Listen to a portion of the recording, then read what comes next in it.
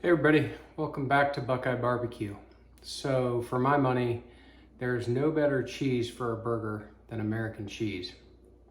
And I think there's a notion out there that American cheese isn't really cheese. Well, I disagree. Today we're gonna make some. And we're gonna use some of the smoked cheese that I did in a previous video. If I can figure it out, I will put a link to it somewhere up in here on this video. If I can't figure it out, I'll put it in the description, and I'll probably put it in the description anyway. So let's make some American cheese. Okay, so I've got a pan of melted butter. This is just shy of 1 stick of butter. I'll actually put the measurements in the description. Right off the top of my head, I think it's 100 grams of butter is what I measured it out to. To that, we're going to add about 1.5 tablespoons or about 20 grams of sodium citrate. And this is a natural salt derived from different kinds of citrus fruits. I'll turn this down just a little bit.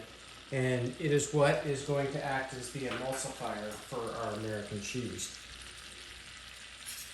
It keeps the oils from separating from the milk solids in the cheese and keeps it together, and really is what makes it American cheese, to be honest. So just going to mix that in really good.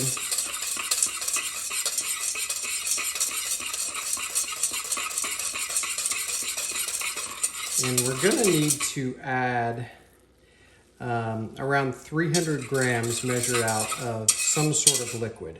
You could use anything from water to milk, cream, probably could even use beer. I've never done it, but it really doesn't matter as long as it's a liquid that won't, you don't want to use broth or anything like that. I might try it with beer sometime, actually, since I said that. So we've got our milk already measured out. Gonna pour it in slowly.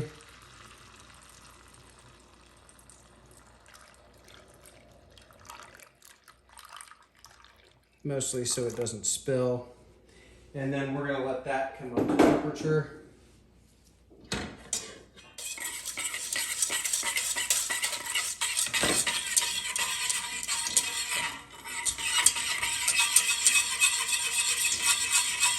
We're not really looking for it to come to a boil, but we do want it to be warm enough that when we start adding our cheese, and by the way, there's 700 grams of cheese, which works out to around 2.5 solid cups, I figure. And while this is warming up, I'll take the time right now to tell you that I'm using cheese that I grated. You don't want to use pre-grated. I've never used it, but in almost every circumstance, fresh grated from a block is so much better, and I'm certain it'll be better here than buying pre-grated in the bags. That certainly serves its purpose for certain things, but stuff you grate yourself is so much better. And I'm actually using, as I said in the opener, cheese that I smoked myself. And there are 2 kinds in here. I've got a medium-sized block of pepper jack cheese, and then I've got a couple of medium-sized blocks of smoked white cheddar, kind of a sharp cheddar. So I grated those up.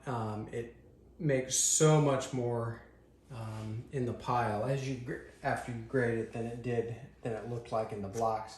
Matter of fact, I'll just lift this up carefully and get it in the camera, but there is my fresh grated cheese. So I hope that is in your view in the camera, but that's what I'm going to be pulling from as I start to add it to this butter, milk. And by the way, this is whole milk, not that it matters, but that's what I'm using today, and our sodium citrate. So I'm going to continue to let this heat up from adding that milk, and we'll start adding our cheese. So I will bring you back here in just a minute. Okay, this is at a pretty good temperature, I think, and you definitely want to make sure it doesn't burn. In fact, I'm going to turn this down just to be sure, and we're going to start adding our cheese just a little at a time. And I'm going to try not to drop it everywhere. In fact, I'm going to move this plate over closer. And as we put it in, we're just going to start to stir it, let that melt, and then add a little more. So just keep adding your cheese slowly. Don't rush this part. And stir it in until it melts. It's really tempting to go too fast here, and you don't want to do that.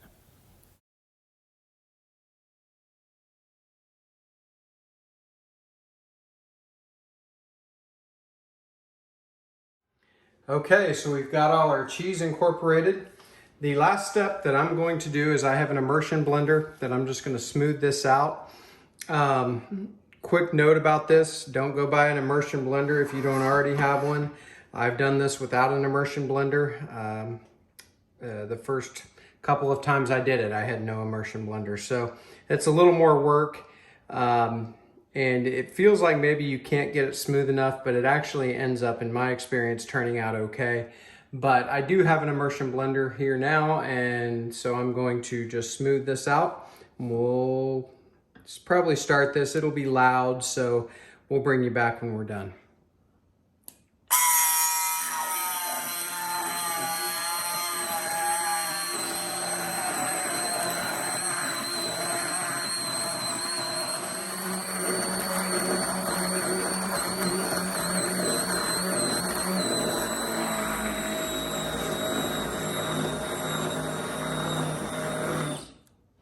Okay, so I think we did pretty good.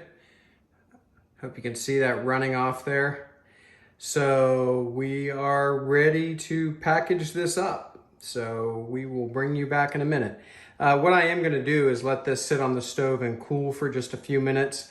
And I really just wanna take that really hot initial bite of the heat out of it. I don't want to let it cool all the way because that's part of the whole packaging it up thing. You don't want it to solidify in this pot, let's put it that way. So we'll bring you back in just probably 5 minutes after we take the edge off the heat, and we will see you in a minute.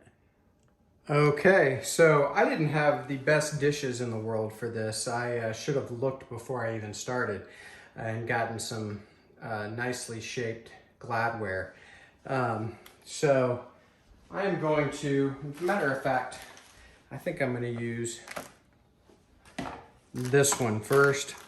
And I do have it in a plastic bag. The only reason I'm doing that is so it's easier to take out of the mold. But I've done it without, and it's fine. It's just, this makes it a little easier. So we're just going to add our cheese to the first mold. And so this will make a nice slicing block. You'll see a couple of pieces in there, at least I do, that I sort of wish I'd have blended better, but honestly, it doesn't make that big of a difference.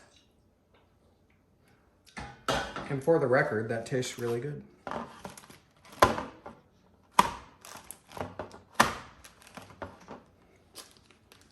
Okay, so I'm gonna use that one there.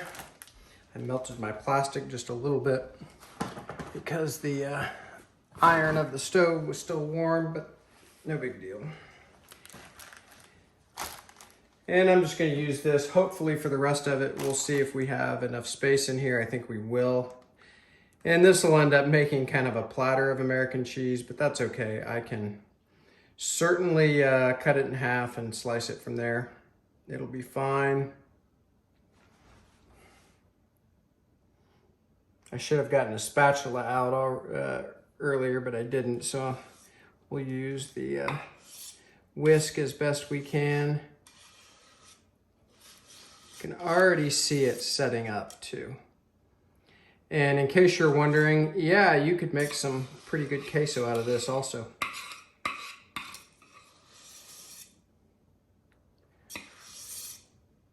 So if you like cheddar on your burger or whatever, you do you.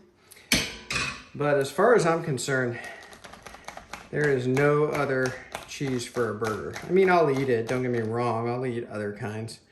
I've had pepper jack a lot on burgers and whatnot, but American cheese is just where it's at. Perfect melting, and when you can do it with different flavors, such as we have here, the smoked cheddar and smoked pepper jack mixed, that makes it even better.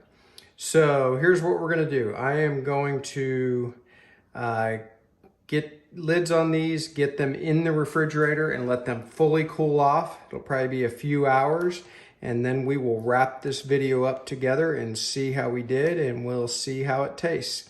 So we'll be back. Okay, so our American cheese has been in the ice box in the refrigerator.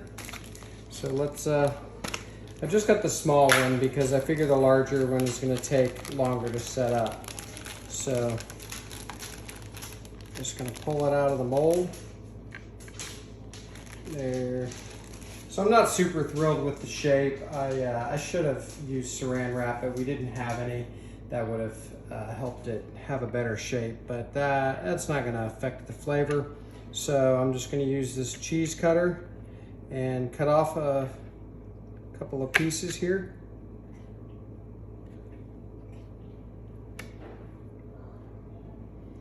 So just a reminder, this cheese was made from cheese that I smoked, and again, that video is on my channel, so you should definitely check that out.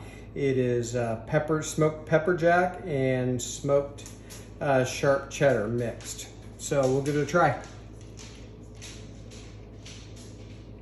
So good, really creamy. I'm imagining that on a burger. Might have to have burgers for dinner tonight just because we have this cheese now. It would remind you, as far as texture, of a good quality American cheese that you've had, but the flavor is great. A little bit of spice from that pepper jack. Use whatever kind of cheese you want. You certainly, if you're not a pepper jack person, don't have to use that, but this tastes great. So again, give this a shot. If you're like me, American cheese on burgers is where it's at. Definitely worth doing. Doesn't take any time at all. Honestly, the most tedious part was grating the cheese. That probably took me 10 or 15 minutes. So thanks for stopping by Buckeye Barbecue. Please do me a favor and like this video and subscribe to the channel if you don't mind. And we will see you next time. Maybe we'll do some smash burgers with homemade American cheese or something. Bye-bye.